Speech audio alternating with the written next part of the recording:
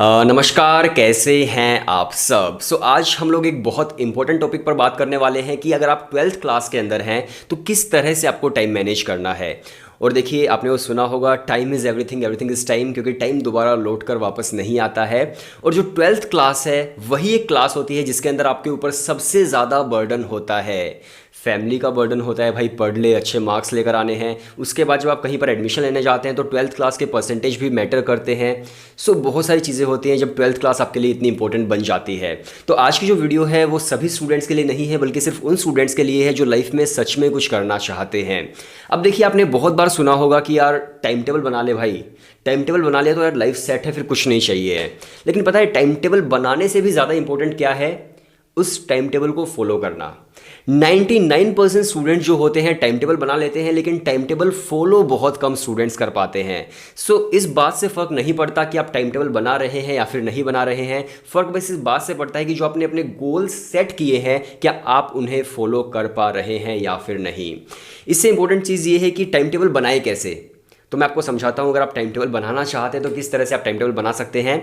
Simply आप एक chart बनाइए जिसके अंदर अपनी स्ट्रेंथ्स लिखिए, जिसके अंदर अपनी वीकनेस लिखिए, और उसके बाद जब आप टाइम टेबल बनाए तो उसी के अकॉर्डिंग आपको टाइम टेबल बनाना है। जो आपकी वीकनेस है अपने टाइम शेड्यूल के अंदर, उसको आपको टाइम ज़्यादा देना है, और जो आपकी स्ट्रेंथ है उसको टाइम कम देना है। बहुत बार स्टूडेंट्स क्या करते हैं, उन्हें लगता है कि यार हमारा इस टॉपिक के अंदर इंटरेस्ट है, इस सब्जेक्ट के अंदर इंटरेस्ट है, तो चलो इसी को पढ़ते हैं। फिर वो सारा दिन उसी को पढ़ते रहते हैं, लेकिन जो उनकी वीकनेस होती है उस पर वो ध्यान नहीं देते। जब भी आप टाइम टेबल बनाए तो अपनी जो वीकनेस है उसको आप लोग ज़्यादा टाइम दीजिए, और जो आपकी स्ट्रेंथ है उसको ज़रा कम टाइम दीजिए, ताकि जो वीकनेस है वो कन्वर्ट हो जाए आपकी स्ट्रेंथ के अंदर। आई होप आप समझ पा रहे हैं जो मैं कहने की कोशिश कर रहा हूं। चलिए, इसके बाद हम बात करते हैं हमारे नेक्स्ट पॉइंट की, और वो है प्रायोरिटाइज एवरीथिंग। प्रायोरिटाइज करने का क्या मतलब है? अब देखिए, आपके बोर्ड एग्जाम्स भी हो रहे हैं, और जैसे ही आपके बोर्ड्स खत्म होंगे आपका कोई ना कोई एंट्रेंस एग्जाम भी ज़रूर होगा, जिस भी फील्ड के अंदर आप आगे जाने वाले हैं। तो आपको प्रायोरिटाइज करना है चीज़ों को। अब मान लीजिए कहीं पर आप एडमिशन ले रहे हैं किसी ऐसे कॉलेज के अंदर, ऐसी यूनिवर्सिटी के अंदर जो ट्वेल्थ क्लास के बेसिस पर आपको एडमिशन देता है, ट्वेल्थ क्लास के मार्क्स के बेसिस पर। तो अपना पूरा कंसंट्रेशन आप अपने बोर्ड्स के एग्जाम्स पर रखो। लेकिन अगर कोई ऐसी यूनिवर्सिटी है या फिर ऐसा कॉलेज है जो आपको एडमिशन देगा एंट्रेंस बेसिस पर, तो अपने प्रायोरिटी को थोड़ा सा शिफ्ट कर दो। एंट्रेंस एग्जाम की प्रिपरेशन थोड़ी सी ज़्यादा कर दो और बोर्ड की प्रिपरेशन थोड़ी सी कम कर दो। और बहुत सारी यूनिवर्सिटीज़ ऐसी हैं जो एंट्रेंस भी लेती है और जो ट्वेल्थ क्लास के आपके मार्क्स हैं वो भी देखती हैं। तो आपको दोनों को प्रायोरिटी के अंदर रखना होगा। सबसे इंपॉर्टेंट चीज़ है प्रायोरिटाइज एवरीथिंग। और सिर्फ ये एंट्रेंस एग्जाम्स की बात नहीं है। मान लीजिए आप बाहर खेलने जा रहे हैं या फिर आप पबजी खेल रहे हैं, फ़ोन के अंदर ज़्यादा टाइम दे रहे हैं, तो उसको भी प्रायोरिटाइज करो। उस टाइम को थोड़ा सा कम कर दो और पढ़ना आप थोड़ा सा ज़्यादा कर दो। तो हर चीज़ को प्रायोरिटाइज करना सीखो। नेक्स्ट मैं आपको कुछ स्टडी रिलेटेड टिप्स देना चाहता हूँ। देखो, बहुत से स्टूडेंट मुझसे पूछते हैं कि यार भैया दिन में पढ़ना चाहिए, रात में पढ़ना चाहिए, कब पढ़ना चाहिए? सिंपल सी बात है यार कि जो रात है भाई वो आपके सोने के लिए है। बहुत सारे स्टूडेंट्स होते हैं जो लेट नाइट तक पढ़ते हैं और सुबह उन्हें स्कूल जाना होता है, तो 6 बजे उठकर 7 बजे उठकर फिर वो तैयार होना शुरू करते हैं, फिर स्कूल चले जाते हैं। तो जो उनका मतलब स्लीपिंग टाइम होता है वो काफ़ी कम हो जाता है, और जब स्लीपिंग टाइम कम हो जाता है तो स्ट्रेस बढ़ जाता है, और जब स्ट्रेस बढ़ता है तो आप कहीं पर भी फोकस नहीं कर पाते, और जब फोकस नहीं कर पाओगे तो फिर आप पढ़ाई भी नहीं कर पाओगे। एक जो प्रॉपर स्लीप टाइम होता है आपका कम से कम 8 घंटे का, वो तो आपको करना ही करना है। उसको आप किसी भी तरह से आप अवॉइड मत कीजिए। अपने पूरे 8 घंटे आप लोग सोइए, और उसके अलावा आपको जब भी पढ़ना है आप पढ़ सकते हैं। और मैं सजेस्ट करूँगा कि आप सुबह सो करके उठें, तब आप पढ़ना शुरू करेंगे तो ज़्यादा बेटर होगा, बजाय इसके कि आप 6 बजे सो रहे हो 8 बजे उठ रहे हो। वो बिल्कुल गलत होगा।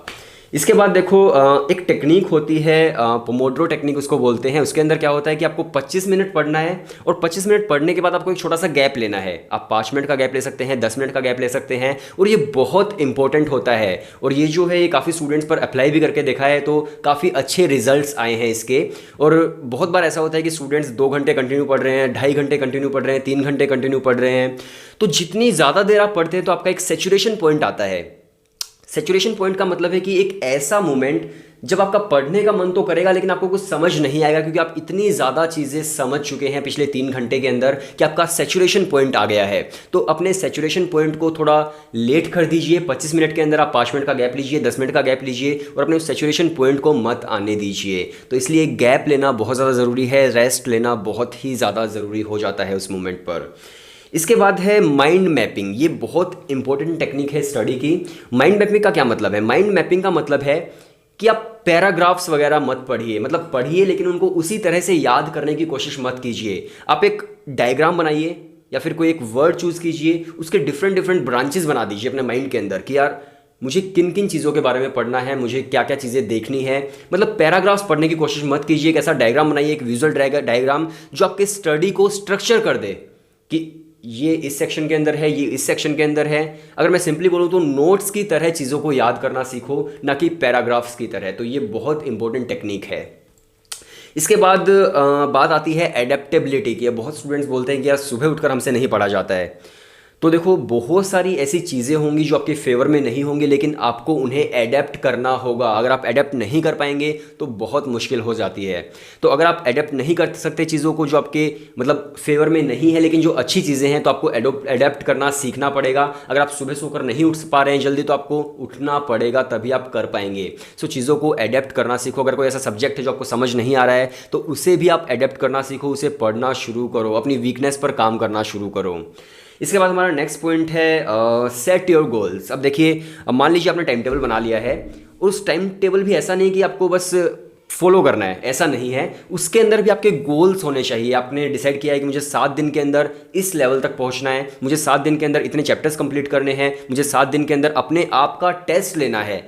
तो हर वीक एनालाइज करो चीज़ों को, जो आपने गोल सेट किए थे, क्या आप उन्हें कर पा रहे हैं या फिर नहीं कर पा रहे हैं। ये बहुत इंपॉर्टेंट चीज़ है। और देखिए, जब भी आप पढ़ाई करते हैं 11th क्लास में, 12th क्लास में, तो आपके time to time unit test होते रहते हैं ना, हर 4 महीने में, हर 5 महीने में।